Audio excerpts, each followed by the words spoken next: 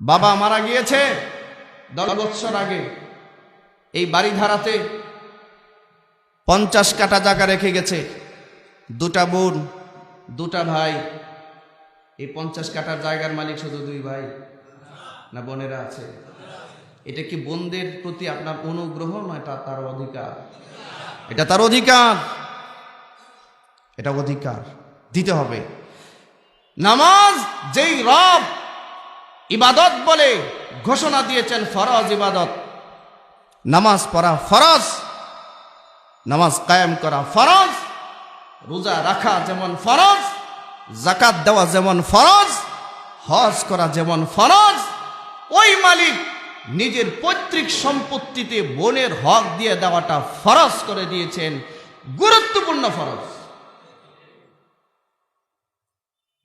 আপনার বোনের হক না দিয়ে যদি হজ করতে যান, হজ নাও হতে পারে। পৃথিবীতে কিছু কিছু ইবাদত আছে কানেক্টেড, রাগ করতেছেন? কিছু কিছু ইবাদত আছে কানেক্টেড, একটার উপরে আরেকটা নির্ভর করে, ডিপেন্ড করে। আপনি সুদ ভিত্তিক অর্থনীতি পরিচালনা করে, সুদের টাকা দিয়ে জামা কাপড় পরে, ঘুষের টাকা দিয়ে লেনদেন করে, খাবার খেয়ে নামাজে যদি আসেন, হয়তো নামাজ কিয়ামত পর্যন্ত পড়তে পারবেন, কিন্তু এই নামাজ আল্লাহর কাছে পৌঁছবে না। আপনার ইবাদত ডিপেন্ড করে হালাল খাবারে, আপনার ইবাদত নির্ভর করে হালাল পোশাকে।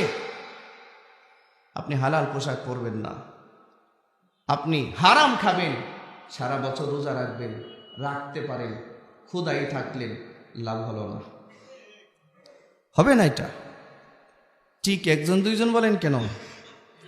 রোগীর সংখ্যা মনে হয় বেশি, মনে হয়,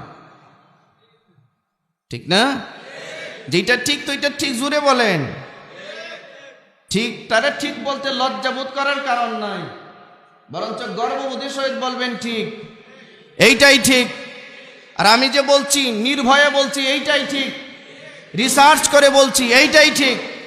যেটা বলছি, সমাজের 95% পরিবার তার নিজের বোনকে তার সম্পদ থেকে বঞ্চিত করে দিয়েছে। এটা সম্পদের অসম বন্টন। আর আল্লাহ এখানে বলছেন এটা সম্পদের সুষম বন্টন। বিউটি অফ ইসলাম, ইসলামের সৌন্দর্যতা, এটাই ইসলাম।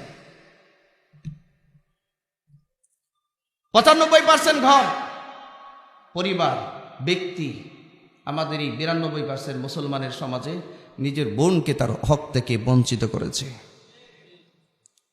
ঠিক যদিও আপনারা আসতে বলেন, তবে নিজেকে জিজ্ঞেস করেন ঠিক না বেঠিক। আমি বলি না জোরে বলতে, নিজের জিজ্ঞেস করবেন।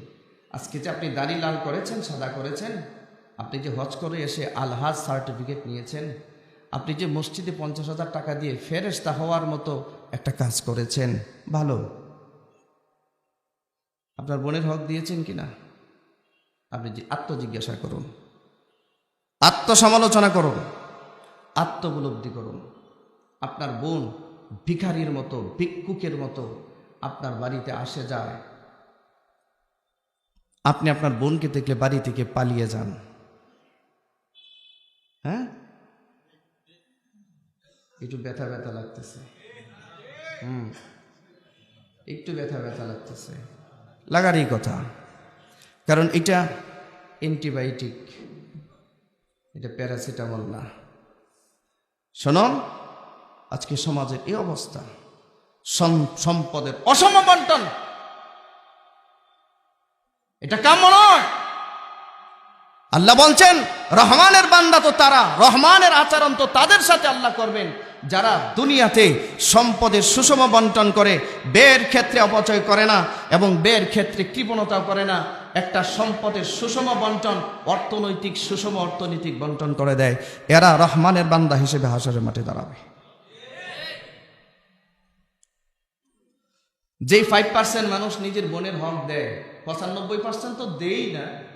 যে 5% দেয়, এর ভিতরে 4 জন আছে এরকম, যেই দিন রেজিস্ট্রি অফিসে গিয়া কোনো কারণে নিজের বোনের হকটা লিখে দেওয়া লেগেছে, রেজিস্ট্রি হওয়ার অফিসে একটা বারের জন্য তার নিজের বোনের দিকে তাকায় নাই।